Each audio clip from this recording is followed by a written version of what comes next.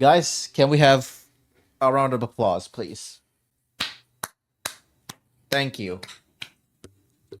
Thank you. That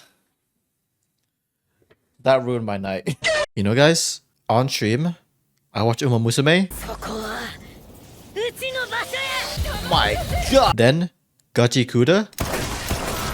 Whoa, whoa, whoa, whoa, whoa, whoa, whoa, whoa, whoa. Okay. Then what? Let's go! PowerPoint slides! Whoa, oh, repeated frames! Holy fuck, that barrage of attacks look absolute dog shit. One frame, man. One Punch Man Season 3, Episode 5 is the first action-packed episode, and it was bad. Now, I think there's still some good stuff about this episode, but I feel like the hype market about this episode was a bit too much. I knew fully well that it wasn't gonna look like a Bullock finale, but I was hoping it was competent for some parts. Yeah, no. Weak compositing, weird decisions, really flat direction that really messed up the fight, and some more. So yeah, I'm not gonna talk about the manga shit. So yeah, they skip a lot of stuff. And that's that. This episode was not outsourced. Well, it's not a gross outsourced episode, but a lot of it was sent to subcontracted studios. Hence, the AD list and KA are a bunch of Korean names and other stuff like Second KA. I think these are Chinese names also. Again, not saying China and Korea is bad, far from that. It was just outsourced to negate the time, not to boost the quality. The episode was again storyboarded by Shinpei Nagai and episode directed by Makoto Sokuza, and that's the biggest thing for me. Why is Nagai storyboarding a full action episode? No hate to him, but it's clear that he's not the best at action. Why isn't there another person handling it? Yes, some animators can modify their own scenes. I'm guessing this POV shot was probably Van Oba's idea, but still, they are saving it for something else. I don't know. I've lost my hopium for this project, so moving forward I won't really have an expectation anymore. It's fucking sad because I know this studio can do better. It's not an ACAT situation, but now I don't even know if they have the same amount of time as season 2 because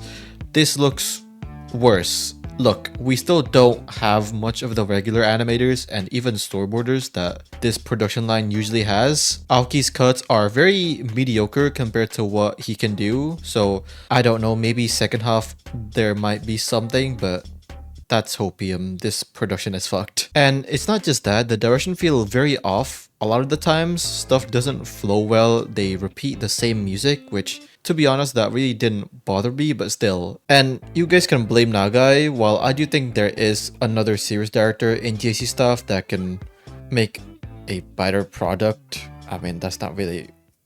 It's all Bandai's fault, man. We saw this with JJK. Season 1 was by Sung-Woo Park, amazing action director, but he does fall short when it comes to being a series director to fully realize a good structure slash aesthetic for JJK. And now that Goso is directing season 2 and now season 3, one of the best director in today's industry, the show looked better, even if season 2 had a worse schedule than season 1. Maybe the fights were more consistent in season 1, but that's beside the point. And if you've seen the JJK season 3 leaks, my god, Goso is a god. Let's take the episode directors. Episode 4 and episode 5 of OPM season 3. Both of the episodes definitely had a lot of flaws when purely talking about direction, pacing, music, blah blah blah, but their track record says otherwise. Today's episode was directed by Makoto Sokuza. He got, from what I've watched, directed and storyboarded episode 1 of Claybates. I don't know which half he did though, because there's 2 people, but whatever the case, it was good overall. Some episodes in Spellbladers, Tuaro Railgun T, and episode 4, Nana Fujohara,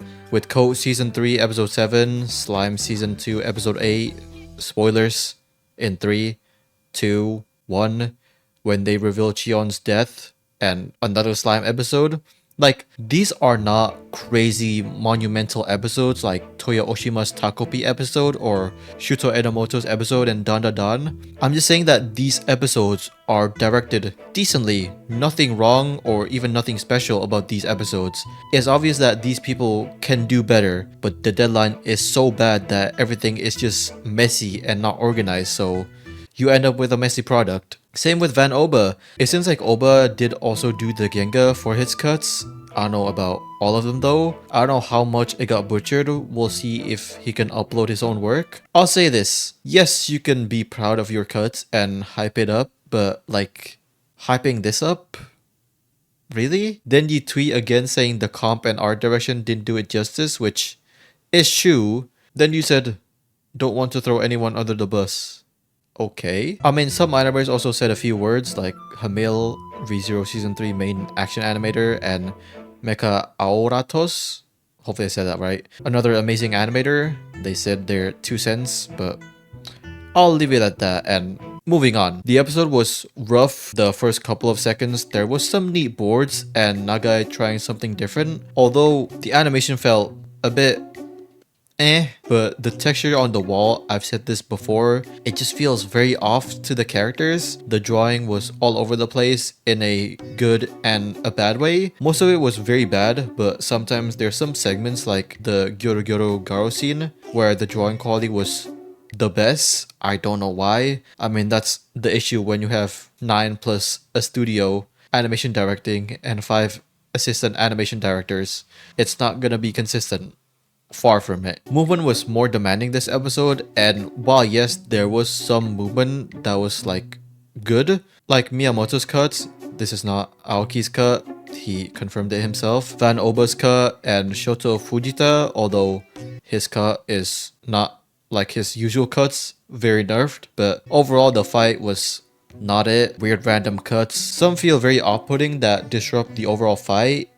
It's just a mess. The most egregious thing is the 3D effects at the end. While it is very commendable that Lord Orochi was hand-drawn, although why didn't they just use 3D? Like, the CG team that previously did season 2 was good, and it was a time crunch, so I don't know if they didn't just CG it to make it a bit easier for them, but oh well, some 2D Orochi stuff looked nice. The 3D fire effects is just not good, it's out of place. It looks very realistic, which doesn't mix well with how OPM Season 3 looked. Ufotable do this a lot, but it looks good because the surrounding and of course the 3D fire effects are way better and mix better. While this episode was definitely the episode that moved a lot more, inconsistency showed a lot more in this episode than previous ones. I feel like some cuts in previous episodes was way more better, you can say, like this one by Aoki in episode 2 and this cut with Royal Ripper. Again, Miyamoto's effects looks nice, and I love this POV shot by Van Oba and how it was boarded. I like how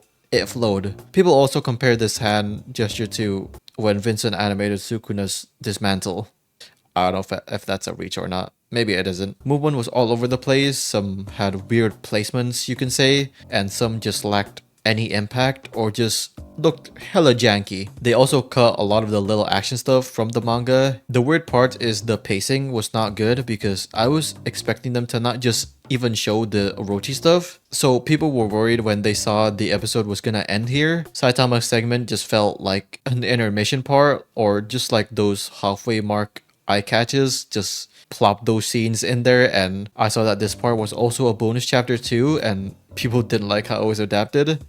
It wasn't good at all. I know I didn't really debunk the episode that much. I ranted a bit too much on the first part because, to be honest with you, I was very disappointed last night. But there were some moments that was good, but overall the bad about this episode really overshadowed the good for me. I really hope that the second half can be a bit better. I mean, again, the Hopium tank is probably not filled, probably in 0, but